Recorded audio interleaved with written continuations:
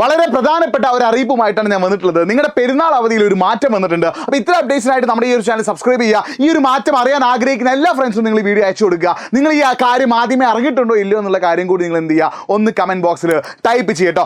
ഔദ്യോഗികമായിട്ട് ജൂൺ 6 വെള്ളിയാഴ്ചയായിരുന്നു പെരുന്നാൾ അവധി സർക്കാർ പ്രഖ്യാപിച്ചിരുന്നത്. പക്ഷേ വലിയ പെരുന്നാൾ ജൂൺ 7 ശനിയാഴ്ചത്തേക്ക് മാറിയതോടുകൂടി ഗവൺമെൻറ് ഒഫീഷ്യൽ ഹോളിഡേ ആയിട്ട് ജൂൺ 7 ശനിയാഴ്ചയെ പ്രഖ്യാപിച്ചിരിക്കുകയാണ്. ഇതിൽ പ്രധാനപ്പെട്ട മാറ്റം ജൂൺ 6 വെള്ളിയാഴ്ച നിങ്ങൾക്ക് സ്കൂൾ ഉണ്ടാകും എന്നുള്ളൊരു കാര്യം നിങ്ങൾ ഓർത്തു വെക്കണം. അപ്പോൾ ജൂൺ 6 വെള്ളിയാഴ്ച നിങ്ങൾക്ക് സ്കൂൾ ഉണ്ടായിരിക്കുന്നതാണ്.